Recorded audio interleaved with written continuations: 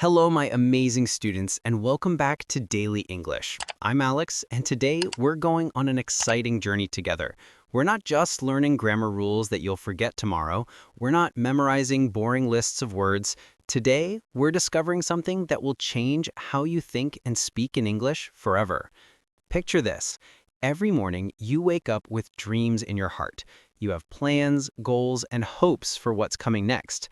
But when you try to express these dreams in English, you feel stuck.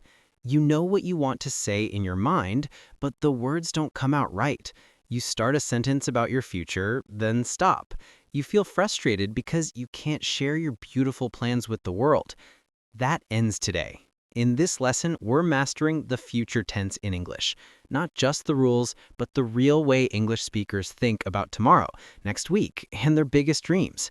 By the end of this video, you'll speak about your future with confidence and clarity. But here's something special. While you learn about the future tense, you're also practicing your listening skills. Every sentence I speak is designed to help you understand natural English better. So you're getting double value, grammar knowledge and listening practice all in one lesson. Let's start with something simple.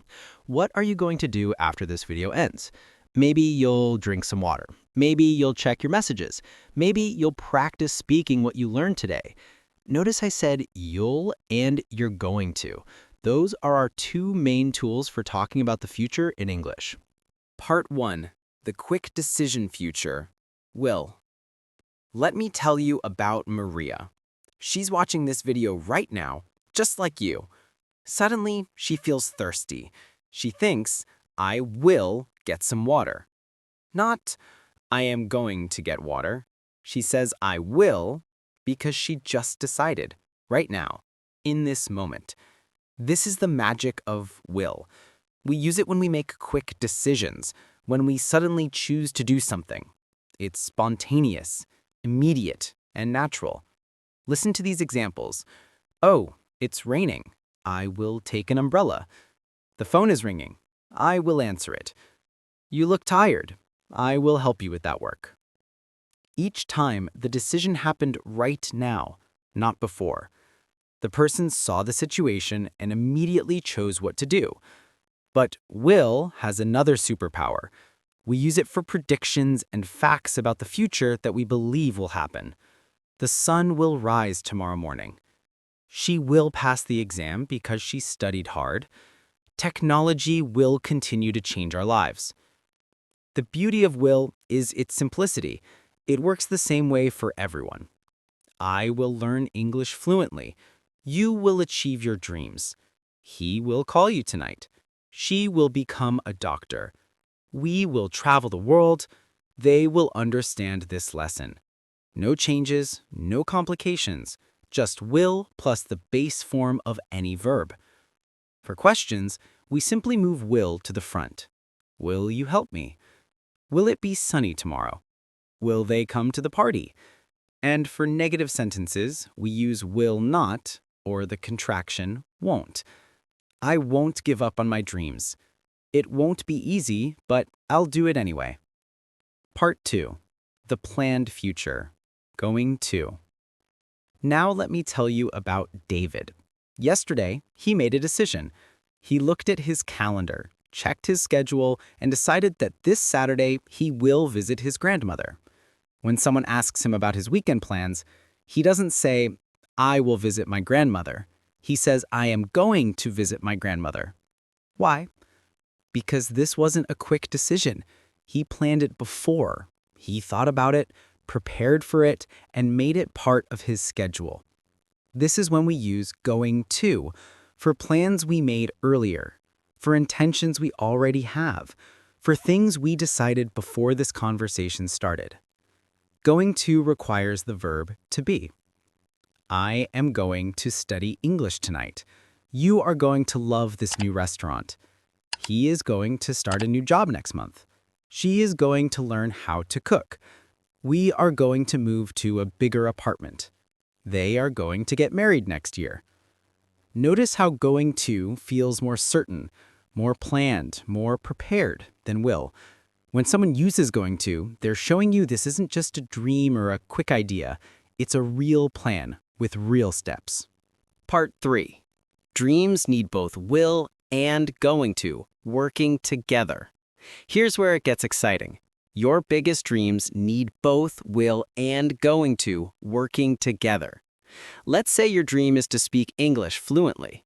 You might say, "One day I will speak English like a native speaker." That's your big, beautiful dream using will. But dreams without plans stay dreams forever.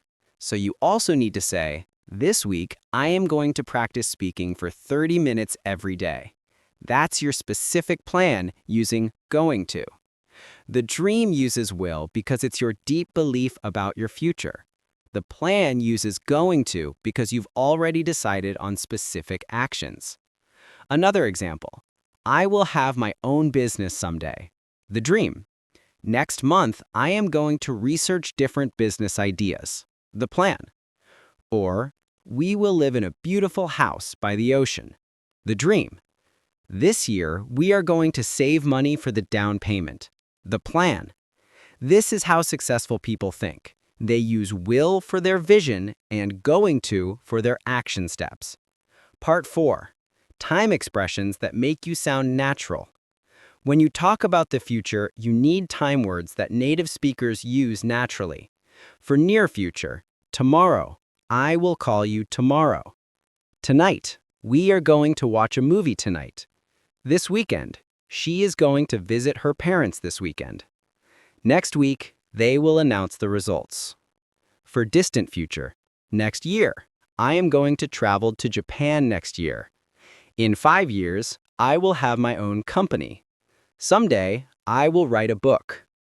In the future, cars will drive themselves. These time expressions are like bridges that connect your present moment to your future dreams. They make your English sound natural and fluent. Part 5. Common mistakes to avoid. Many English learners make these mistakes. Mistake 1. Mixing up the forms. Wrong. I will going to study tonight. Right. I will study tonight, or I am going to study tonight. Mistake 2. Using will for planned actions. Wrong.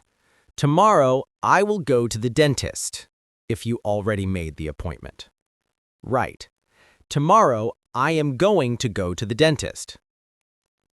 Mistake 3. Forgetting be with going to. Wrong. I going to learn English. Right. I am going to learn English. Mistake 4. Using future tense after time expressions. Wrong. When I will arrive, I will call you. Right. When I arrive, I will call you. Part 6. Practice makes perfect. Now let's practice together. I'll give you a situation, and you think about whether to use will or going to. Situation 1. You planned last week to meet your friend for coffee on Saturday. Answer, I am going to meet my friend for coffee on Saturday. Situation 2.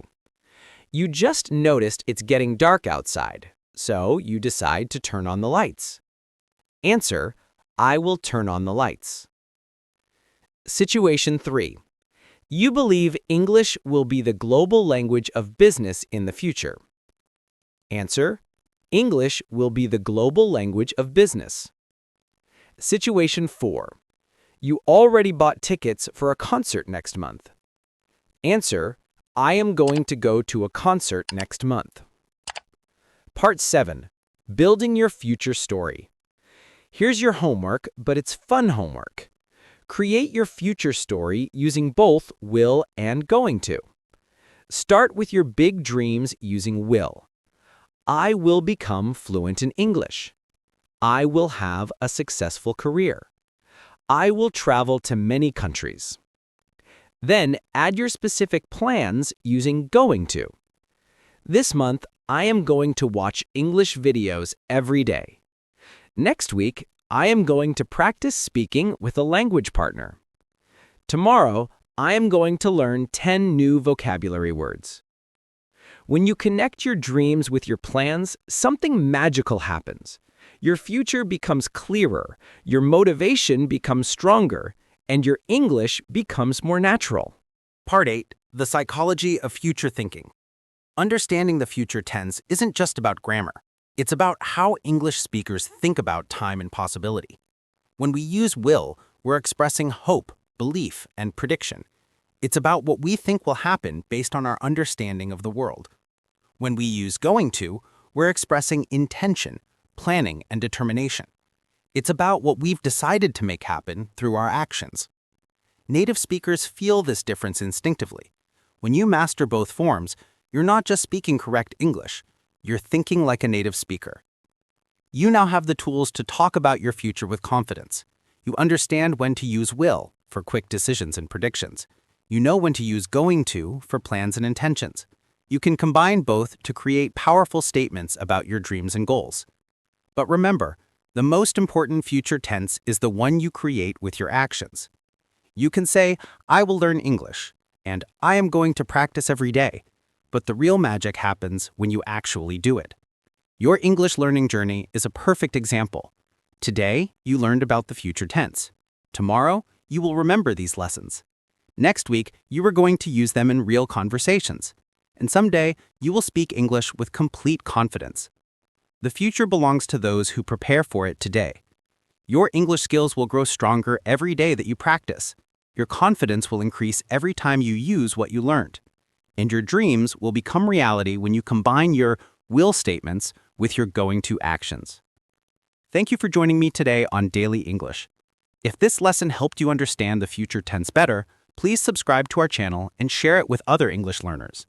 Together, we will build a community of confident English speakers. Next week, we are going to explore how to talk about the past in English.